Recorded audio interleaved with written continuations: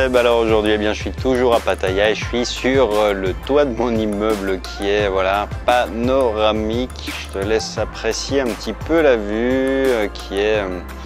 assez sympa. Là on est au 31e étage, donc on a vraiment une vue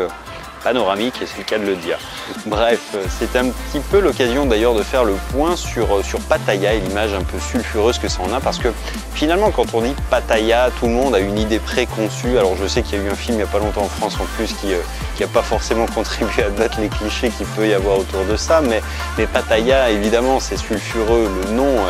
elle fait penser à la vie nocturne qui est très dense ici, c'est vrai, mais pas que. Et un peu, ça serait aussi bête finalement de résumer Pattaya à sa rue qui est Walking Street, qui est la partie chaude de la ville, et de le réduire à ça, parce que c'est un petit peu comme dire que Paris ça se résume à la Tour Eiffel. Non, il y a beaucoup plus de choses dans cette ville, il y a beaucoup plus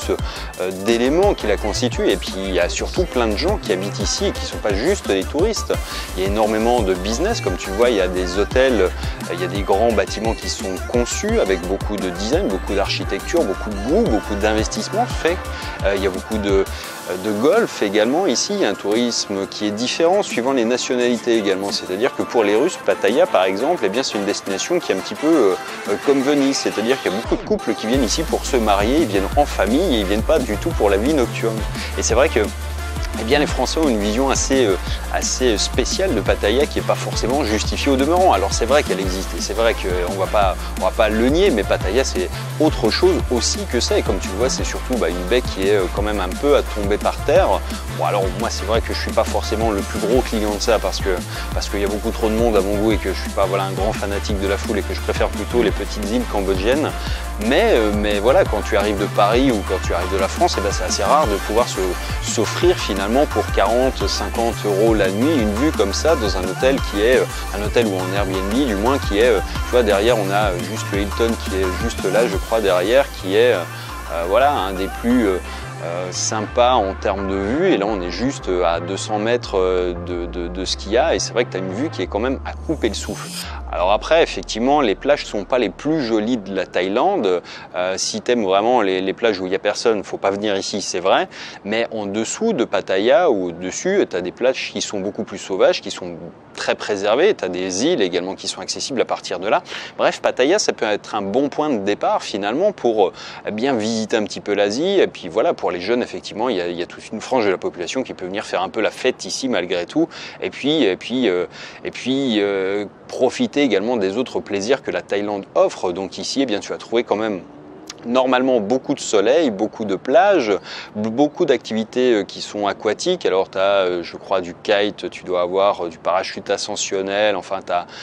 du jet ski et tout ce qui s'ensuit, accessible à vraiment des prix qui sont nettement inférieurs à ce qu'on connaît en Europe. Et puis eh bien tu as l'occasion de pouvoir aller te balader en bateau, faire de la plongée au large de Pattaya. Tu vas pouvoir faire plein d'activités finalement qui sont très éloignées de ce qu'on te montre souvent aussi à la télé sur Pattaya, quoi. Voilà, les choses comme des émissions qui sont très racoleuses évidemment vont axer le truc en disant il y a la prostitution, il y a de la nightlife, il y a des problèmes, il y a des gens qui boivent, il y a des bagarres. Oui, il y a tout ça, c'est vrai, mais comme en France en réalité, c'est-à-dire que peu importe où tu ailles, il y a des quartiers à Pattaya qui sont très safe, qui sont très clean, qui sont très cosy, qui sont pas du tout dans cette ambiance-là. Et comme à Paris, tu as des quartiers qui sont pas du tout à l'image de la Tour Eiffel, tu as des quartiers qui sont totalement différents, et c'est ça qui constitue un petit peu l'âme aussi de chaque ville, et c'est un petit peu toujours réducteur de penser que Pattaya c'est ça et pas autre chose, quoi. Et en réalité, c'est comme encore une fois de dire que Pattaya c'est la Tour Eiffel et que ça sort pas de ça. Non, il y a beaucoup d'autres choses à découvrir dans cette ville. Alors certes, c'est pas une ville, encore une fois, qui est au standard européen, ça veut pas dire grand-chose pour nous parce que c'est pas une ville qui est ancienne, il n'y a pas de cœur historique en Thaïlande, c'est un truc qui n'existe pratiquement pas. Tu as des vieux monuments ou alors tu as beaucoup de choses qui sont très modernes, mais entre les deux, tu n'as pas, tu vois, des bâtiments qui ont 200-300 ans, des immeubles comme chez nous qui sont des immeubles d'habitation de 200-300 ans, ça n'existe pas. Donc c'est vrai qu'ici tout est neuf, tout est récent, mais tout est plutôt fait avec bon goût quand tu sélectionnes les endroits où tu vas. Et encore une fois, ça reste très accessible pour des occidentaux comme nous qui sont habitués à pouvoir évidemment le regarder sur les plages plages des côtes françaises, c'est à des prix qui sont totalement inabordables. Ici, c'est un luxe qui est possible pour à peu près tout le monde à moindre prix. Les restos, comme en Thaïlande, ne coûtent jamais cher. Tu vas pouvoir manger pour 3-4 euros et donc te faire vraiment des vacances qui sont sympas pour un tout petit budget. Bref, j'étais pas sponsorisé encore une fois par l'Office du tourisme de Pattaya pour te raconter tout ça, mais c'était juste un petit peu pour contribuer à faire en sorte que voilà, on abatte un petit peu des clichés qui sont